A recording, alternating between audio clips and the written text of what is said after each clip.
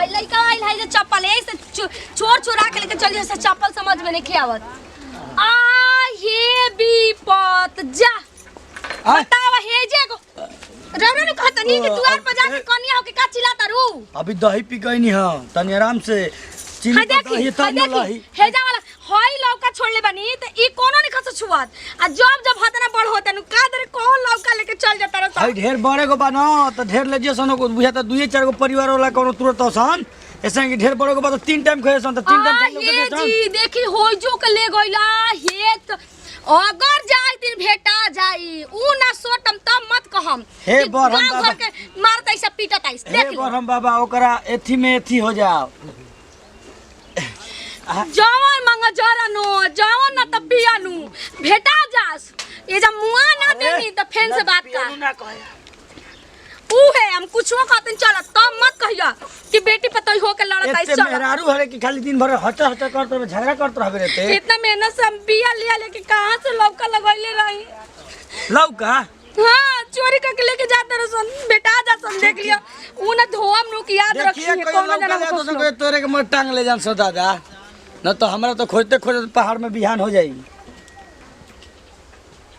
सही में पता लगा पड़ी कि आखिर कौन परिकल बांस है ठीक ठीक रुक जा चप्पल हमरा लायक नहीं खे आज बुझाता से लोह ना लगी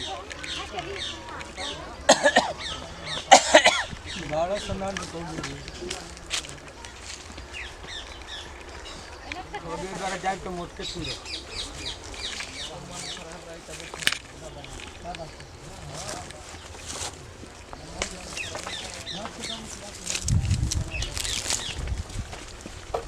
का हो काका का रे बउआ का है ढेणी चबाता का बुढ़ापा में ना रेडी का चबाए के बा हां अब कोन लह में बैठल बाड़ो रुको रुको कपार पर ठोको कपार पर काटना मुंह पड़ी खखार फेंकता रहो गोरन है मोर में ना होके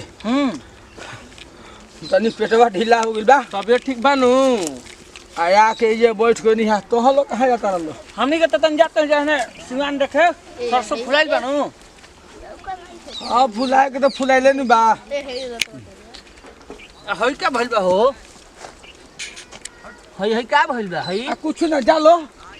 ठीक बाड़ा नु हां जालो बाबू हमनी के जाते हैं सिवान घूमे आवतन जा हां ठीक बे जालो कोनो दिक्कत होई तो बताई नी ना ना दिक्कत कोनो नहीं ना नु जालो कबाब में हड्डी बन गेल हसा के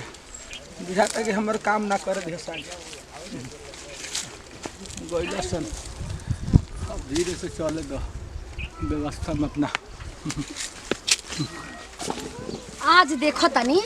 आज कौन आवत लौका चुरावे आज जी लुका तनी आज रोज रोज के परकल हम छोड़ाइए देता रे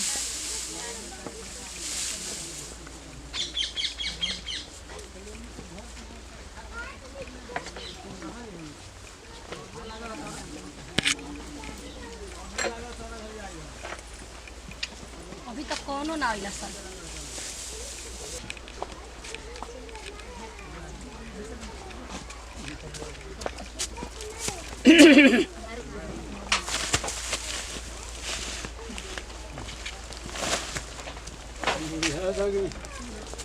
लौका मोट के बरा तुरली का 2-4 दिन खाली फिकिर हो जी आदमी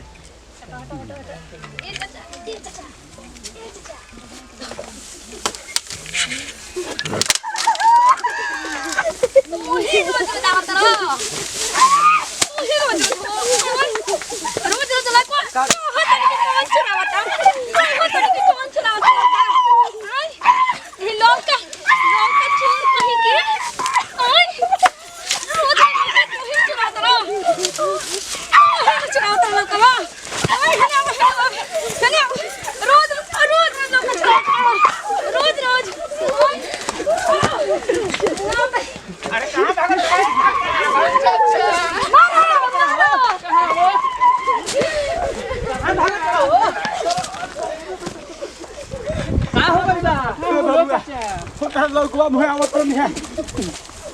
कहां उतरल ह लौकवा मुहे हई पैसा ले टागल बड़ हो का हो चाचा अरे चोर चोर कोई के मार से बताओ हम चोर हई हम चोरी करिला बुढ़ौती में देवाल फोन बता चोर ना कर तो देवाल ना फना रहल अरे ना हे बबुआ का कहला तू अरे दिक्कत में नहीं खनू अरे चलो चलो चलो घर चल हम नहीं जाई अरे हे तो हे तो- अरे हे तो अरे बबुआ ने मत दे हमरा के चलो चलो हम चलो अरे मर दे अरे का मर दे होइसन कुल के चक्कर में पड़ल बाड़ो काका हो रंगीला आदमी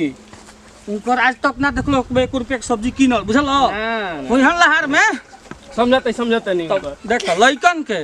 बूढ़ के मैं बा ठीक नु काहे कि बूढ़ जौन हो जालन उनका बुद्धि अब बचपन लेखा हो जाला लइका बुद्धि कर लगलन तो छोड़ा कुल टेंशन ना ले ले चलो हम के सिवान घूम लिया नहीं जा एबार तोहरो के दे देबे जे से डंटा से ठीक नो तरे बुझाइला रोज रोज लौका चोरा के ले तो लौका चोरा के ले तो बुढ़ावा रहल हां के हो गोपाल बुढ़ावा लौका चोरा के लेके जाता अब डंटा से खूब सोट दिल बनिया बस एबार आवस मारा मारे कर बेकार गांव भर में ते मारले बारी खूब दे लौका दे डंटा अब तो हरे हो जना आइल तो तोहरो के सोट दे में जे खिस बरावता था बस अरे तो नहर में कुल छै कुल संस्कार बकार है नशा पे मत जा ठीक नो उतना मेहनत से लौका बोले बनी इतना बड़े बड़े फटले बड़े बड़का चुरा उतरल बड़चे पे गइला रोज रोज के चोर पकड़ाइए चलन रोज रोज देखिए कहीं गांव भर डांटा लेके मत पहुंच जाता दुआरी पर गांव घर तारा के छोड़ देता नी नो उहे शुक्र कर कि हमार पति हवा तो ना तो तारो को दुना पर धोईती चलो घरे उठो तो तोर